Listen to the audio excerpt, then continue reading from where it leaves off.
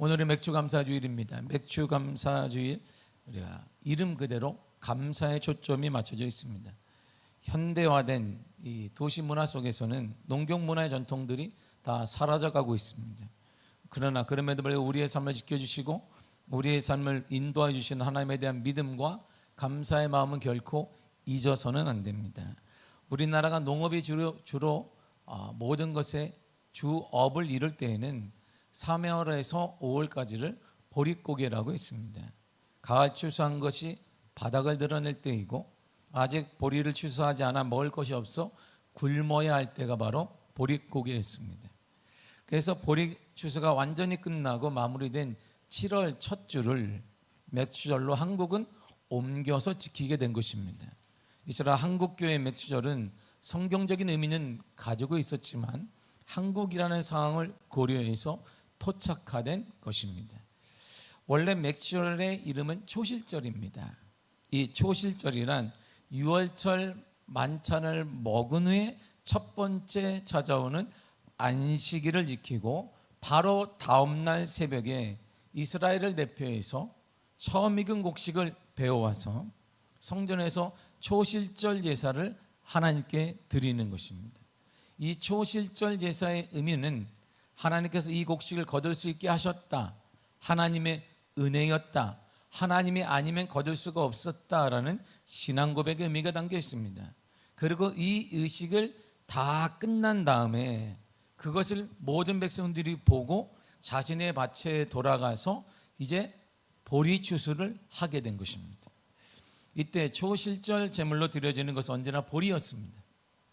왜냐하면 보리는 태생적으로 밀보다 20일에서 30일 정도 빨리 익기 때문에 같은 날 같은 장소에서 같은 시간에 보리와 밀을 동시에 심었다 해도 자연스럽게 먼저 나는 것이 보리일 수밖에 없습니다. 그래서 언제나 초실절 제물은 보리가 된 것입니다. 그래서 보리를 거두어 제사를 드리는 절기라는 의미에서 맥추절 이렇게 부르게 된 것입니다.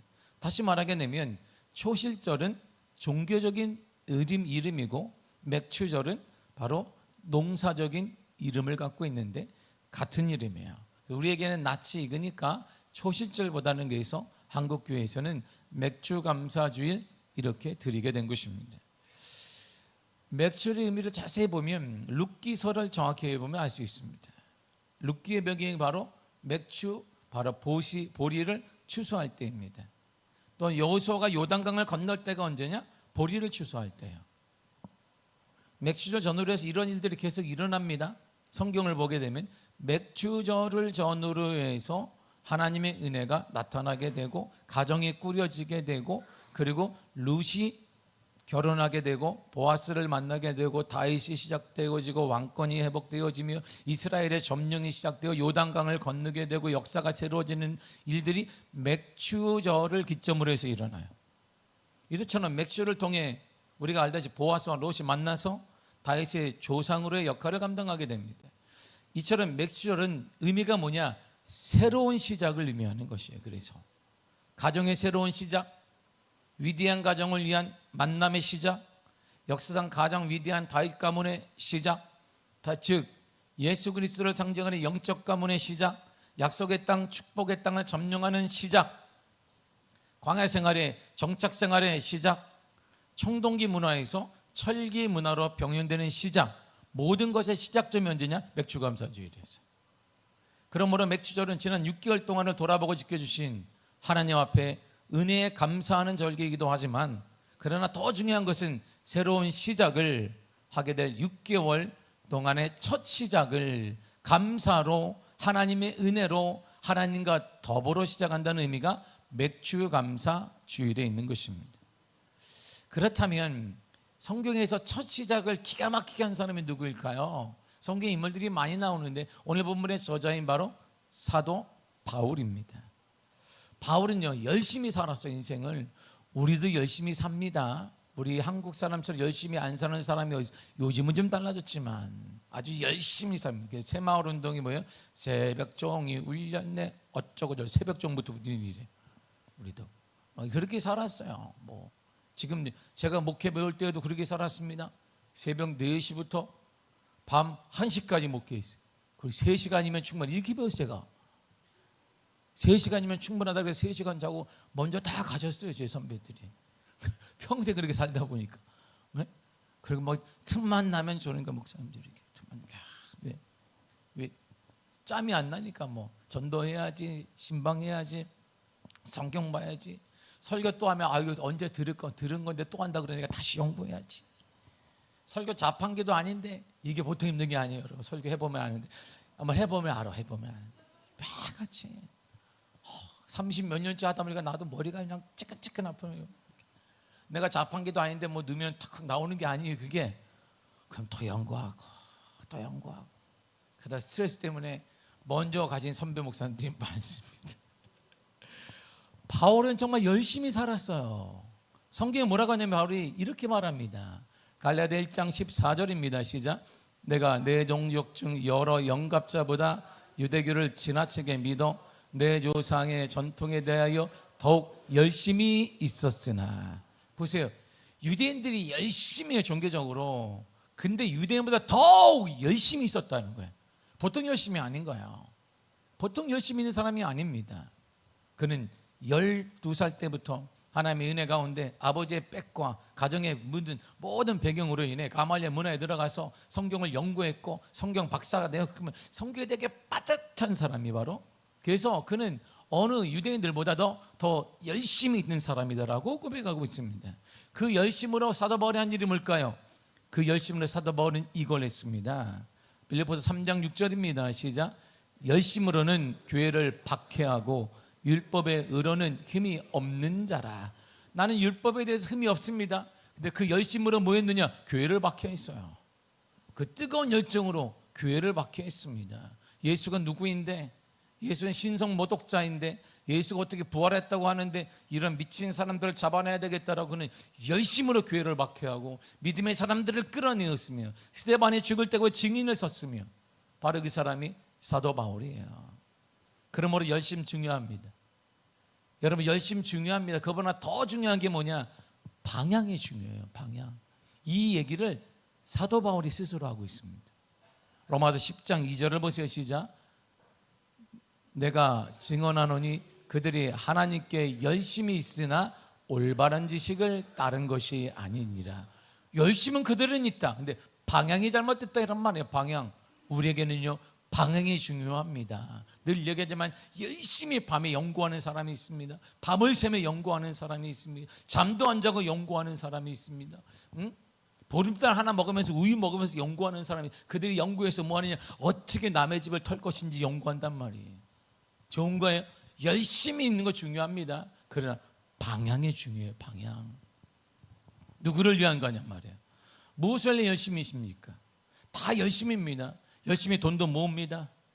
열심히 돈 모은 거 자녀에게 주려고 합니다. 열심히 사람들에게 인정받으려고 합니다. 누구를 위한 것인데요? 누구를 위한 것이냐?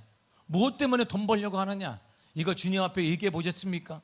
내가 무엇 때문에 돈 벌려고 하는지, 내가 무엇 때문에 성공하려고 하는지, 내가 무엇 때문에 사업을 이끌어가는지, 내가 무엇 때문에 지금 열심을 품는지 먼저 하나님 앞에 묻고 방향을 정한 다음에 나가야 되는 거예요.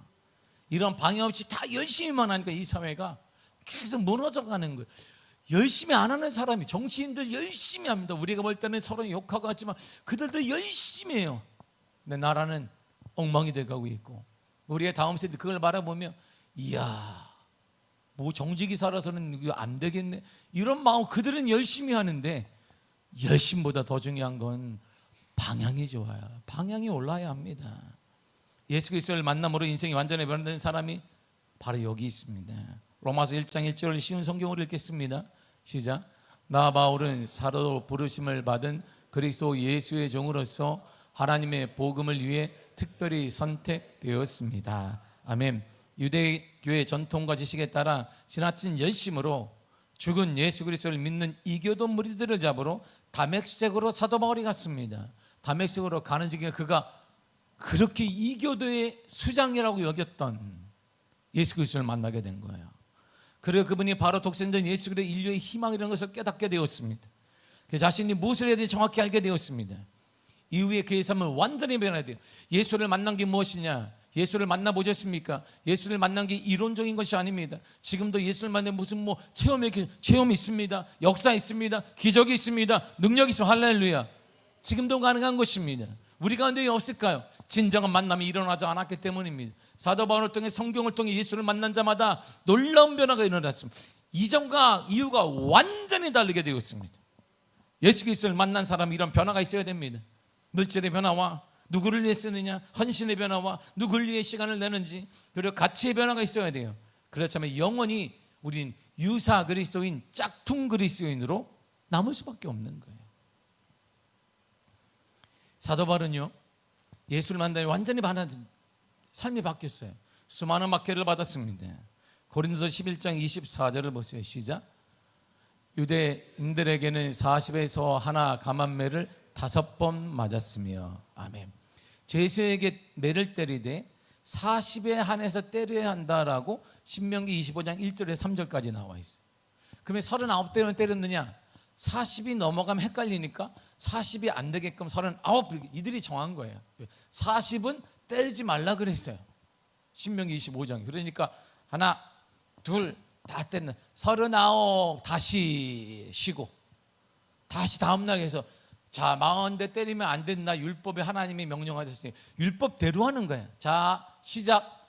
하나요, 둘이요, 39이요. 그러면 자, 다시 넣어라. 그러면 39대 맞으면 모든 것이 터져요. 죽기도 합니다. 39대를 때린 것은 때리는 횟수를 잘못 계산해서 40을 넘을까 봐 그들이 정한 거예요. 자체적으로 뭐 한 대 때려도 되고 하지만 바울 같은 사람은 끝까지 때려야 되는, 언제까지? 39대까지 때리는 것이죠. 기절할 때까지 때리는 거예요. 그리고 사도 바울은 3번 태장을 맞았습니다. 태장은요, 로마인들뿐만 아니라 당시 중동 그 지역 사람이 가장 무서워하는 게 태장이에요. 이 매보다는. 왜냐하면 그래서 얼마나 심하면 로마인들이 그걸 로마 시민권자에게는 태장을 금지시켰습니다. 태장은 채찍 끝에다가 납을 달아서 이렇게 팍 때리는 거예요. 그럼 이게 팍 꽂혀요. 다시 뜯어내는 거예요. 그것 때문에 죽은 자들이 역사적으로 많습니다. 그래서 너무 큰 고통이니까 로마 시민권자는 제외한다 그랬어요. 근데 사도 바울도 로마 시민권자였으나 유대인들이 넌 유대인이야 그래가지고 그를 때리게 돼서 태장을 3번이나 맞았습니다. 근데 그가 그런데 살아났어요. 돌에 맞기도 수십 번 했습니다. 그가 담배가 3번이나 파손되었습니다. 이러니 일주일 동안 바다 한가운데 표류하기도 했습니다. 죽음의 고비를 넘기기도 했습니다. 여러 번 힘든 여행길을 가기도 했습니다. 해상으로 육로 여행 등을 통해 이 세상에서 그는 나그네와 같은 인생을 살기도 했습니다. 강의 위험과 강도의 위험을 당하기도 했습니다. 당시 한라와 아시아 산악 지역에는 산적들이 많았습니다. 약탈행위가 많았습니다. 근데 아무런 호위병력도 없이 선교여행을 떠난 바울에게는 늘상 생명의 위협을 느낄 수밖에 없었습니다. 더 나아가 동족의 위험과 이방인의 위험을 맞이하게 됐습니다. 유대인 동족들로부터는 배교자라는 낙인시켜 그를 죽이려 하는 들이 40명이 넘었습니다. 내가 먹지 않고 그를 죽이기까지는 먹지도 않겠다라는 사람들이 40명이 쫓아다녔습니다. 이방인 토착 종교인들에게는 회방자로 죽임을 당할 뻔하기도 했습니다. 시내의 위험과 강의 위험과 바다 위험과 유라굴라 강풍의 위험과 거짓 형제들의 위험을 당하기도 하고 여러 번 자지 못했습니다. 줄이면 목마르기도 했습니다. 굶기도 수차례 했습니다. 춥고 헐벗었습니다. 이게 사도 바울의 삶이 완전히 바뀌었습니다. 사도 바울은 가정적으로 대단히 부유한 집안입니다. 그리고 그는 당시에서 가장 좋은 항벌을 가진 사람입니다. 그는 가만히 있게 한 출세와 길이 한짝 열리는 사람이 예수를 만남으로 인생이 완전히 바뀌게 된 것입니다. 이런 고비를 다 넘기면서 사도 바울은 이런 고백을 했어요. 고린도서 4장 8절과 9절을 쉬운 성경으로 읽겠습니다. 시작. 우리는 사방에서 압박을 받아도 눌리지 않으며 난처한 일에 빠져도 절망하지 않습니다. 핍박을 당해도 버림을 받지 아니하고 매를 맞아 넘어져도 망하지 않습니다. 아멘. 보세요. 동서남북 전방위적으로 압박을 당하나 나는 절대 놀리지 않습니다. 난처한 일 함정에 나를 빠뜨려도 나는 절망하지 않습니다. 박해와 배신을 당해 나는 버림받지 않는 확신이 있습니다. 하나님은 나를 버리지 않을 것입니다. 매를 맞고 때로는 실패하기도 하지만 나는 망하지 않습니다. 이처럼 바울은 이런 모든 어려움, 위기 등을 통해 오히려 주님의 은혜에 한 걸음 더 나아가는 축복을 받게 됩니다. 이처럼 바울에게는 남들이 가지 못한 간증거리의 은혜가 많습니다. 그런데 그는 유대인과 이방인들에게 복음을 전한 목적 외에는 전혀 자신이 받은 은혜, 간증을 말하지 않아요. 사도 바울 정도 되면 쓸 것이 얼마나 많겠어요. 지금 사도 바울이 성경의 반 가까이를 썼습니다. 만약에 제가 성경을 썼으면 아마 내가 경험한 것 때문에 성경책이, 신약 성경이 한 10배는 늘어났을 거야. 내가 말이야, 신앙이 어떻게 들어보라고. 라떼는 말이야, 내가 신앙생활 이렇게 안 했어. 이렇게. 이거 신앙에 신자도 붙이지 마. 기도에 기자도 붙이지 마. 내가 기도할 때는 말이야, 딱 3층 전에 하나님을 본 사람이야. 하나님을 보기 전까지 기도했다는 명함도 내지 마. 그렇게 내가 썼을 거야. 이렇게 막 내가 그때 기도하는데 하나님이 가지고 하나님 만나고, 하나님, 바울아 네가 너무 나를 사랑하니, 예, 하나님 나를 안아주고 그렇게 했었는데 지금 기도 아유 하지도 말아요 막 썼을 거예요. 우리가 아마 저는 아마 그랬을 거예요. 내가 할 말이 얼마나 많았겠어요. 정말 내가 성경을 썼다면 아마 지금 신학 성경을 여러분이 못 가지고 다닐 거예요. 막 얼마나 신학 성경 갖고 오면 트럭으로 이렇게 끌고 와야 돼. 막 이렇게. 제가 쓸 얘기 그렇게 많아요. 내가 말이야 3,000m 높이 산에 오르는데 참지승이 딱 나타난 거야. 그때 내가 주여 기도했더니 얘가 싹 도망갔잖아. 기도는 그렇게 하는 거야. 이렇게 했을 거야. 하루는 배를 타고 가는데 그냥 태풍이 막 부는 거야. 알고 보니 후에 그걸 유라굴로라고 그러는 거야. 난 몰랐네. 근데 거기 있는 사람들이 297명들이 막 축제산에 소리를 지르는, 내가 그때 주강에 딱 섰잖아. 서가지고 자 들으시오, 이 배는 안전합니다 얘기했더니 하나님이 잔잔하게 만들었다. 내가 그런 사람이야. 얼마나 멋있어요. 나를 죽이기 전에는 밥도 먹지 않겠다고 주장한 40명의 살인자들이 있었으나 그러면 나는 당당하게 믿음으로 살았습니다. 이렇게 믿음으로 살아보지 않고는 믿음이라는 거 끊어지도 말아요. 여러분 그랬을 거예요 나는. 그런데 내가 말해요, 예수님 믿고 유대인들에게 39대를 맞았잖아요. 그것도 수차례 맞았네 내가. 그냥 이 친구들이 나를 그냥 납을 해서 팍팍 내 살을, 나는 거기서 기도를 이겼잖아요. 내가 거기서 기도를 이겼잖아. 내가 그래서 사랑했잖아 그들을. 내가 이런 사람이야. 쓸 게 얼마나 많았겠어요. 내가 굴복했겠어요? 내가 굴복할 사람이 아니에요. 내가 믿음을 지켰지요. 내가 만약 그 고통 속에서 인내하며 믿음을 지킨 사람입니다. 봐요, 주님 때문에 나처럼 바보 된 사람이 있어요? 나처럼 맞아본 사람이 있어요? 주님 때문에 나처럼 3번 태장 맞아본 사람 손 들어봐요. 주님 때문에 한 대 맞을 때마다 채찍에 살덩어리가 뚝뚝 떨어짐에도 불구하고 내가 하나님께 기도한 사람인데 나 같은 사람 봤어요? 주님 때문에 좋은 직장도 보내고, 주님 때문에 내가 돈도 잃어버리고 직업도 다 보냈으면 주님 때문에 먹을 거 줘도 내가 굶기를 밥 먹듯 했습니다. 주님 때문에 나처럼 성공 출세하게다 버린 사람 있어요? 이렇게 내가 다 썼을 거예요. 나는 이렇게 탁 써가지고만. 근데 내가 이런 사람이에요. 내가 이런 사람. 그런데 사도 바울이 한마디도 쓰지 않아. 아니 할 말이 정말 많을 테. 할 말. 제가 여기 미학이 온 지가 만 7년이 넘었습니다. 올해 이제 안식년인데 쉬어야 되는데 매번 설교를 하고 있네. 내가 할렐루야. 요즘에 내가 7년 하면서 내가 나처럼 기도하는 사람이 있어요? 저는 양복을 20년 전에 양복을 입기 위해서 살을 안 찌운 사람이에요. 오직 하나 양복을 입는다는 것 때문에. 근데 요즘에 내가 충격이 뭐냐면 20년 전에 양복이 커. 살이 빠져가지고. 내가 이런 사람이에요. 내가 예전에는 살을 안 찌우려고 막 이렇게 20년 전에 양복을 입었는데 20년 전에 양복이 지금 커. 어깨도 크고 허리도 커. 줄일까 말까 고민 중에 내가 이런 사람이에요. 할렐루야. 얼마나 할 일이 많겠어요. 나도 이 모양인데 사도 바울 정도로 할 얘기가 정말 많을 거예요. 얼마나 할 말이 많겠습니까? 근데 성경 어디에도, 자신이 쓴 신약의 절반 갖게 된 성경에도 유대인들과 이방인들의 전도와 복음 선포를 위한 것 외에는 자신에 대한 언급이 하나도 없습니다. 오히려 그는 이렇게 말을 해요. 본문의 구절을 읽겠습니다. 시작. 나는 사도 중에 가장 작은 자라. 나는 하나님의 교회를 박해하였으므로 사도라 칭함받기를 감당하지 못할 자니라. 아멘. 저는 사도 중에 가장 작은 자입니다. 사도라고 불릴 자격이 없는 사람입니다. 아니, 우리가 알듯이 신약 성경에서 사도 바울만큼 큰 일을 한 사람이 어디 있겠습니까?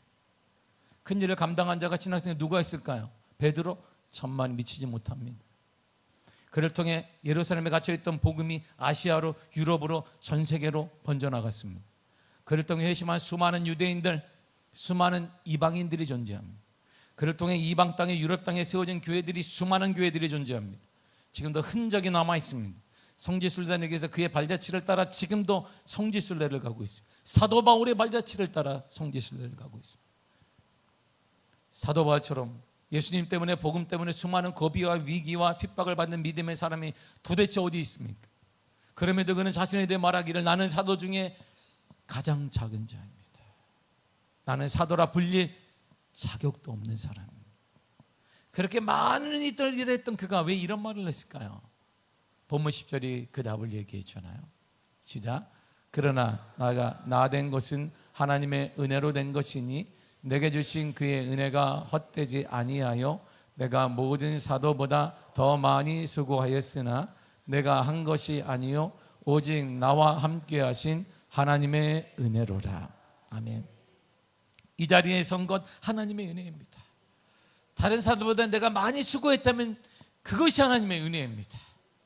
더 많이 수고할 수 있도록 하나님이 내게 건강 주셨기 때문이고, 더 많이 할 수 있도록 하나님이 내게 동역자를 붙여주셨고, 더 많이 할 수 있도록 하나님이 내게 믿음도 허락하셨습니다. 더 많이 할 수 있도록 하나님이 큰 힘으로 위로하시고 큰 힘을 공급하셨기 때문입니다. 모든 것이 주님의 은혜입니다. 모든 것이 하나님의 은혜입니다. 이렇게 고백해요. 내가 더 많이 할 수 있습니다. 더 많이 기도할 수 있습니다. 하나님이 그러나 기도할 수 있도록, 할 수 있도록 형편도 허락하시고 힘도 허락하시고 건강도 허락하시고 물질도 허락하셨기 때문이다, 이런 말이. 허락하셨기 때문에. 바울이 그 고백할 수 없던 이유가 바로 여기 있잖아요. 고린도서 4장 7절을 보겠습니다. 시작. 우리가 이 보배를 질그릇에 가졌으니 이는 심히 큰 능력은 하나님께 있고 우리에게 있지 아니함을 알게 하려 함이라. 아멘. 보배 보화가 있어요. 보물이 있습니다. 그 보화가 뭐냐 했더니 복음이라는 거예요. 사도 바울. 바로 예수 그리스도 말미암는, 그리스도를 믿는 자에게 주시는 하나님의 은혜의 선물인 복음이 바로 보화다, 이렇게 얘기했습니다. 근데 그 복음이 어디 있느냐? 질그릇에 있다는 거예요. 여러분, 보물은 이러한 흔한 그릇에 담지 않습니다. 지금 우리 집에 이따만한 다이아몬드가 있어요. 이렇게 본 적은 없는데 진짜 있는데 그걸 여러분들이 담을 데가 없네? 그랬더니 보름달빵 하나 먹은 다음에 그래, 보름달빵 주머니에 딱 맞네? 콕 담아놓고 어디다 넣지? 그런 사람 없어요. 이거 진짜 생겼으면 먼저 뭐부터 해요? 먼저 뭐부터 해요? 보험을 들어야지, 보험을. 보험을 들어야지 뭐부터 해. 아유, 천스러워라. 무슨 뭐 근거 나중에 사는 거, 보험을 들어야 돼. 이거에 대한 보험을 들고 개인 금고를, 가장 비싼 거를 사는 거지. 이렇게 쳐봐가지고 구글에서 쳐봐요. 가장 비싼 개인 금고 해가지고 거기다 맞춤으로 트럭이 올 거야. 이렇게 막 못 드니까 쭉 올려가지고 그 다음에 방에 딱 넣으면 도둑이 와도 못 들고 가. 이렇게 막 힘들어. 개인 금고를 거기다 딱 모셔놓는 것이, 모셔놓고 매일같이 한 번만 봐야 된다, 단다, 달어, 응? 두 번 보면 다이아몬드 달어, 이렇게 매일같이 원래 그렇게 관리하는 거예요, 보물은. 근데 보물을 이만한 다이아몬드로 그냥 오늘은 크림빵을 먹었으니까 크림빵 주머니에 넣어야 되겠다, 이런 사람 없어요. 질그릇이 그런 거야. 하나 빠진 거야. 그냥 이스라엘이 귀족들이 아니라 일반 서민들이 그냥 밥그릇에 쓰는 거예요. 그릇이에요 이게. 그래서 물로 닦아 툭 놓는 거. 원래 보물은 비싼 암에 담아두는 것이 일반적이에요. 우리가 비싼 다이아몬드를 사도 마찬가지 아니겠어요? 그렇다면 복음이 보화이고 보물이기 때문에 비싼 곳에 두어야 합니다. 그런데 질그릇에 넣어두었다는 거예요. 질그릇이 누군데요? 사도 바울을 얘기해요. 자기예요. 더 나아가 질그릇은 믿음의 사람들, 바로 우리들을 말합니다. 죄짓고 맨날 뭐 한다고 그러는데 바뀌고 우리예요. 질그릇 같은 바울이 보화, 보물과 같은 복음을 전해서 근데 놀라운 기적이 일어났습니다. 병든 자가 일어나기도 하고 자신의 문제가 해결받기도 하고 기적이 일어나기도 했습니다. 질그릇 때문이에요? 자신에 담겨있는 보물 때문이에요? 보물 때문이에요. 보물. 이처럼 복음의 능력은 오직 하나님께 있는 거예요. 인간은 질그릇처럼 연약하고 때로는 쓸모없어 보이지만 그 연약한 인간을 통해, 바울을 통해, 믿음의 사람은 저와 여러분들을 통해 하나님의 완전한 능력이 나타나게 되는 것입니다. 그래서 인간은 자랑할 수가 없는 거예요. 그래서 바울은 그렇게 많은 간증과 이야기거리가 있음에도 불구하고 할 말이 없었던 거예요. 태장을 맞아도 내가 이길 수 있는 힘을 하나님이 주셨고, 나와 같이 나를 이렇게 죽이려고 한 자들을 사랑할 수 있는 마음을 하나님이 주셨고, 유라굴라 한풍이 부를 때 다 두려웠지만 거기서 내가 나는 하나님을 믿노라 했을 때 유라굴라 한풍이 잔잔하게 하나님이 만들어 주셨기 때문에 자신이 한 일이 없는 거예요. 내가 한 절에 내가 한 게 없는 거예요. 그래서 그가 한 말은 내 말이 아니라 모든 것이 하나님의 은혜입니다 라고 고백한 것입니다. 이 진리를 깨닫고 알고 있었기 때문에 능력과 역사와 기적과 다시 일어나는 등의 역사는 내 지식으로 되지 않습니다. 내 배경과 내 신앙적인 연수가 말하는 것도 아닙니다. 내 학이나 신분이 말해주는 거 아닙니다. 오직 하나님께로부터 오는 선물이라는 거야. 절대 잊지 마세요. 그러나 우리에게는 선물이고 은혜이지만 그것은 절대 공짜가 아닙니다. 갈라디아 2장 21절 이렇게 말해주고 있습니다. 시작.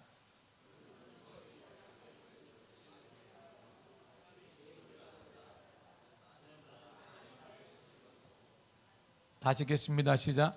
내가 하나님의 은혜를 패하지 아니하노니 만일 의롭게 되는 것이 율법으로 말미암았으면 그리스도께서 헛되이 죽으셨느니라. 아멘. 그 은혜는 예수님께서 죽으심으로 얻게 된 것이, 하나님의 신 은혜는 거저 얻은 것이 아니라 우리는 거저지만 하나님 편에서는 독생자 그리스도를 죽이심으로 얻은 것입니다. 그러므로 감사하시길 바랍니다. 2024년 우리 교회의 표현은 보리라입니다. 내가 믿으면 하나님의 영광을 보리라. 내가 믿으면 하나님의 영광을 보리라. 지금 우리가 영광을 보고 있습니다. 체험하고 있습니다. 보이지 않습니까? 너무 가까이 계신 우리 주님을 보이지 않습니까? 우리 교회는 참 연약합니다. 제가 적지 않은 목사님 만나면 저한테 막 목사님들 얘기하면 그래요? 그러시구나. 간질거리를 막 얘기해요. 우리 성도가 그러시구나. 그러시구나. 그러세요. 할렐루야. 은혜입니다. 뭐님 저도 막 그러시구나. 이야, 그러세요. 이야, 할렐루야. 그렇게 얘기해. 우리 교회 정말 연약해요. 특별히 믿음으로 크게 무슨 헌신한 그런 건 우리 교회는 없어요. 우리 교회 예배를 보세요. 요즘에 제가 감격하는 게 그거예요. 제가 처음에 여기 왔을 때 우리 교회 예배가 장례식이에요. 장례식. 예배 드리고 슬펐어요. 막 예배 드리면 너무나 처져 있어가지고 예배를 한번 드리가면 솔직히 쫙 처져요. 제가 얼마나 힘이 드는지. 예전에 제가 했던 모든 제자 훈련 프로그램을 싹 갖고 왔는데 이걸 다 버렸어요. 제가 하나도 사용하지 않습니다. 지금 영혼이 다 죽어가는데 거기서 무슨 제자 훈련에 책 가지고 하나님 하지 않겠습니다. 방법은 딱 하나밖에 없었어요. 교회가 살아나는 건 하나님 만나고 예배밖에 없다. 예배만 드리는 우리 교회는, 지금도 우리 교회는 예배와 기도에는 아무것도 없습니다. 근데 오늘 우리 예배를 보세요. 할렐루야. 대한예수장로회 미아순복음교회. 우리 교회를 동네에서는 아는 분들이 얘기해. 대한예수장로회 미아순복음교회라고. 왜? 장로교인데 예배는 순복음보다도 순복음스럽고 이렇게. 예. 이거 거저된 거 아닙니다. 이런 예배 거저되는 거 아니에요. 뭐 그렇게 만드시다고 만든다고 되는 거 아닙니다. 그럼 우리가 한번 예배 드려볼까? 이렇게 천만에 되지 않습니다. 이것이 하나님의 가장 큰 은혜인 거예요. 이 예배로부터 우리 교회가 살아나게 된 것입니다. 이 예배 회복으로부터 우리 교회가 살아나 하나님의 일을 감당하게 된 것이고, 전 많은 수많은 간증 필요 없습니다.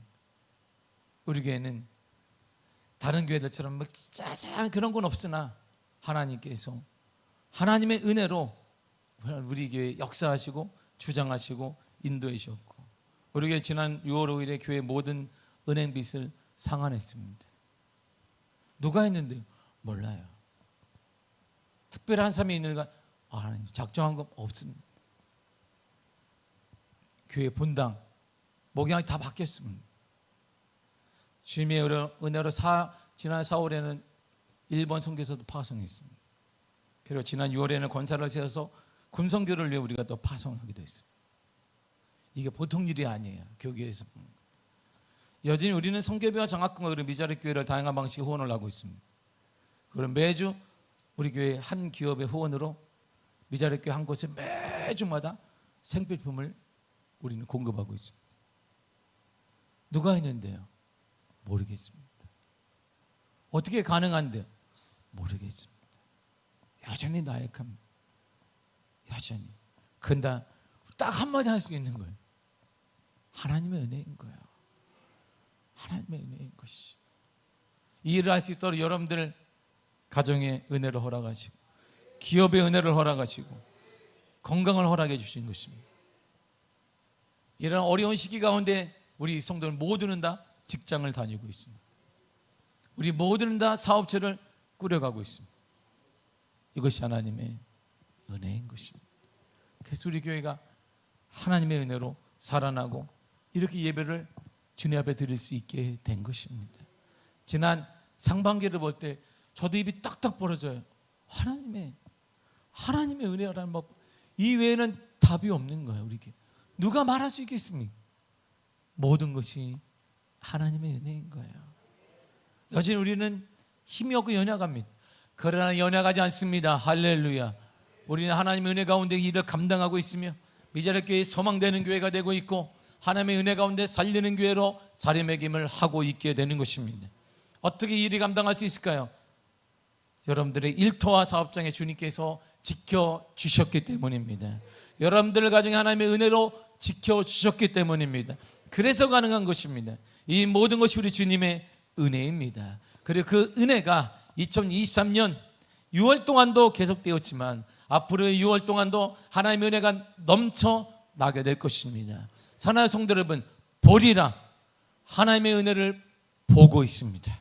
우리는 보고 있으며 그 은혜가 여러분들의 삶을 다시 지배하게 될 것입니다. 좌절하지 말고 무릎 꿇지 말고 그 힘든 문제 앞에 지금까지 인도하신 그 하나님의 은혜를 기억하며 내 힘이 아닌 하나님이 이번 일도 하실 것이다. 하나님이 여러분들의 가정의 일도 하실 것입니다. 하나님이 여러분들의 자녀도 간섭하여 주실 것입니다. 여러분들의 신앙의 문제도 간섭하여 주실 것이고, 여러분들의 질병의 문제도 간섭하여 주실 것입니다. 하나님의 더 큰 은혜, 우리 미아교회에 하나님의 은혜의 담비를 허락하여 주실 것입니다. 여러분 모든 기업체마다 하나님의 은혜가 넘쳐나게 될 것입니다. 지금까지 그래왔던 것처럼 앞으로 이후로도 영원토록 하나님의 은혜가 가득할 것입니다. 그 은혜로 남은 6개월도 승리하시며 하나님의 은혜가 넘쳐나는 은혜 가운데 살아가기를 바라고, 주의 믿음으로 당당하시기를 바랍니다. 그 문제 앞에 당당히 일어나시기를 바랍니다. 주의 은혜가 앞으로의 삶 가운데 넘쳐나게 반드시 간증되는 역사가 일어날 줄 믿습니다. 기도하겠습니다. 하나님 감사드립니다.